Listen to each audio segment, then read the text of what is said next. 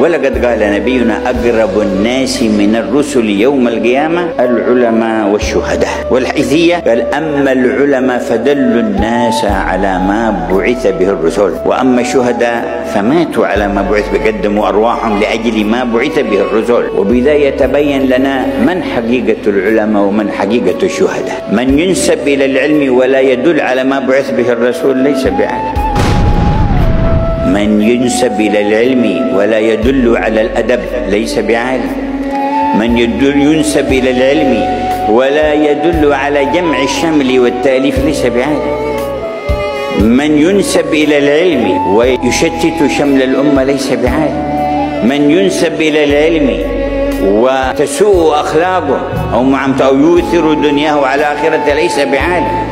العالم من دل الناس على ما بعث به الرسل، على مكارم الأخلاق، على حقائق الإيمان، على تعظيم الرحمن، على طهر الجنان.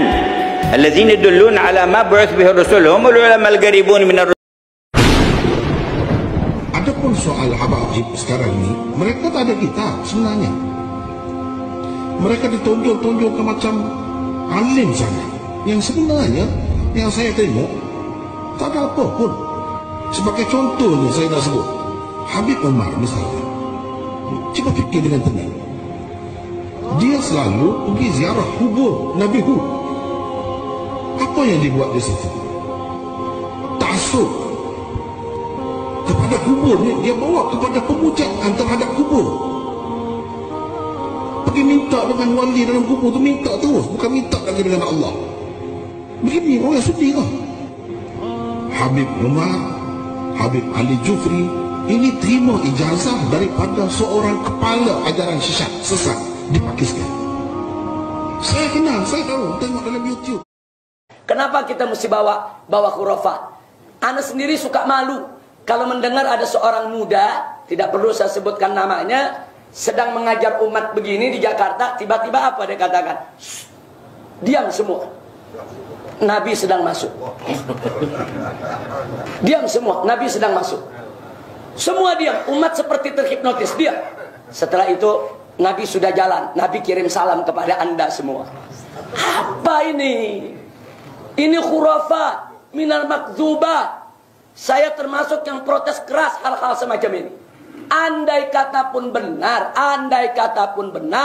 menurut sejarah para aulia, tidak ada wali yang memamerkan kewaliannya. Tidak ada wali yang memamerkan kewaliannya. Tidak ada wali yang memamerkan kewaliannya. Apa di sini memamerkan? Mempertontonkan. Andai kata benar ada wali, yang melihat satu keajaiban sedemikian rupa, tak ada wali yang mempertontonkan keajaibannya di hadapan umat. Para aulia tawadu. Mereka justru menutup, enggak menjadikan fitnah. Itu yang pertama. Yang kedua soal mimpi-mimpi. Dikit-dikit cerita mimpi ketemu Rasulullah. Tadi pagi habis coffee break bersama Rasulullah. Tadi malam makan malam bersama Rasulullah. Saya sering dengar berita-berita macam itu. Ini semua khurafat sengaja untuk menipu umat, menipu orang awam yang kurang pendidikan. Jadi bukan hanya di Malaysia saja yang tertipu, di Indonesia pun juga banyak yang tertipu. Saya dan Habib Umar Asy-Syadhili bukan tidak percaya karamah. Kita beriman ada mukjizat, ada karamah untuk aulia, ada mukjizat untuk anbiya. Tapi jangan lupa cerita mukjizat dan karamah ini sanadnya mesti jelas. Mukjizat Nabi saja kita periksa sanadnya betul atau tidak. Siapa perawinya? Karena kan nggak boleh kalau Nabi nggak ada satu kejadian yang dilakukan oleh Nabi kita ceritakan, man kadzdzaba alayya muta'ammidan falyatabawwa maq'adahu minan nar, kata Nabi. Barang siapa yang berdusta atas namaku, kemudian dia sampaikan satu hadis atas namaku berdusta, maka dia akan mengambil bagian tempatnya di api neraka. Jadi artinya mukjizat Nabi saja mesti kita periksa, mesti kita teliti, mesti kita lihat betul atau tidak itu terjadi. Bagaimana karamat-karamat para wali? Nah, jadi karamat para wali selama sanadnya betul, sanadnya kuat dari orang-orang terpercaya, kita beriman dengan adanya karamat. Tapi kalau karamat itu nggak jelas dari siapa yang bicara juga nggak jelas bagaimana dia punya iman dan takwa. ولما كثر بعضهم من هؤلاء المبتدع الكلام على بعض الناس وهذه بدعة وهذه بدعة، قال ما معنى البدعة عندك؟ Ada sebagian orang ketika dia banyak mengumbar ucapan, ini bid'ah, itu bid'ah di tengah-tengah masyarakat. Akhirnya satu orang soleh, satu ulama berkata, coba apa sih artinya bid'ah? كل شيء لم يكن موجود في عهد النبي والصحابة وهو بدعة. Maka dijawab oleh orang yang sumbar itu, segala sesuatu yang tidak ada di zaman Nabi dan di zaman sahabat, maka itu adalah bid'ah. إذا كان هكذا فأنت بنفسك أول بدعة، أنت بدعة. Jika demikian, yang tidak ada di zaman Nabi dan sahabat adalah bid'ah, maka diri kamu adalah bid'ah, sebab kamu nggak ada di zaman Nabi. لماذا؟ Ditanya kenapa demikian? بل لأنك لم تكن في عهد النبي والصحابة، أنت غير موجود. Ya, kamu bid'ah sebab kamu tidak hidup di zaman Nabi dan di zaman sahabat. Jadi keberadaan kamu sekarang di sini adalah bid'ah. Astagfirullah. Assalamualaikum ala sayyidil mursalin. Assalamualaikum ala khatimin nabiyyin. Balik kepada tu, mari kepada kaum kula, balik kepada Yaman tu. Di Yaman ni ada orang pergi mengaji zaman dua. Kalau di Sana'a tu bagus, dia mengaji mengikut sunnah. Ikut Quran, sunnah Nabi sallallahu alaihi wasallam. Tapi yang mengaji di Hadraul Maut tu, ada yang hulu melampau sampai pergi buat haji di kubur Nabi Hud, tawaf. Ni di Kedah ni depa jemput mai dah Tok Syekh dia. Macam mana dia orang tahu bahawa kubur Nabi Allah Hud tu ada di Hadraul Maut, di wadi sekian-sekian? Macam mana dia orang tahu? Bila kita cek rupa-rupanya tahu melalui mimpi seorang habib. Ini isu dia. Islam hujah kita benda Quran, sunnah, ijma' dan qiyas. Yang ni yang disepakati dah. Nah, Quran, sunnah, ijma' dan qiyas. Mimpi dia.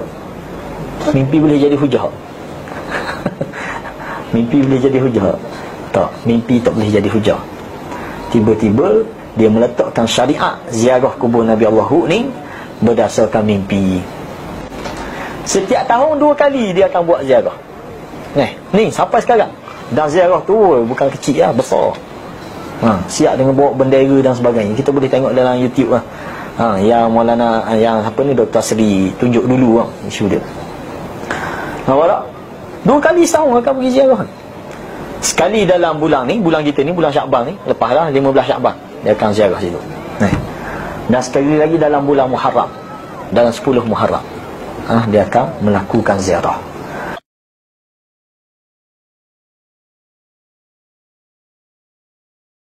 Harus belajar dengan keturunan Nabi. Keturunan Nabi kalau pemahamannya tidak sama dengan Nabi, jangan belajar dari dia. Yang paling penting itu pemahamannya memiliki mata rantai. Kalau nasabnya saja sampai ke Nabi, tapi pemahamannya tidak sampai ke Nabi, jangan belajar kepada dia. Tapi kalau ada keturunan Nabi, nasabnya sampai, pemahamannya juga sampai ke Nabi Muhammad SAW, utamakan dia.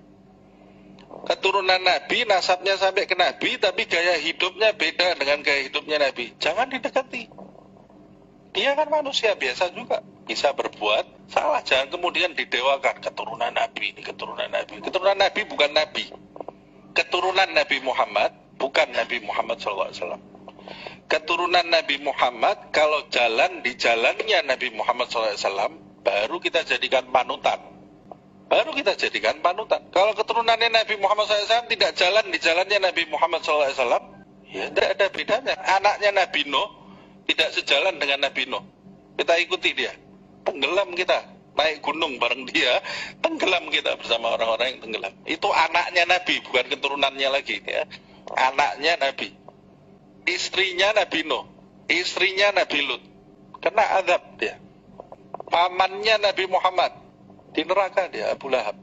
Pamannya Nabi Muhammad ini dekat loh ini, sezaman dengan dia, pamannya Nabi Muhammad. Lah ini yang ada zaman sekarang ini sudah keberapa keturunannya ini? Nanti dulu, jangan spekulasi, ini masalah agama ini ya. Loh, harus menghormati, wajib menghormati. Wajib dihormati. Tapi kalau diikuti seakan-akan dia ini seperti Nabi, tidak ada salahnya, nanti dulu. Kalau salah ya harus salah. Kalau benar harus benar. Nabi Muhammad sendiri, Sayyidah Fatimah anaknya sendiri, kalau Fatimah mencuri, aku akan hukum, aku akan potong tangannya, kata Rasulullah.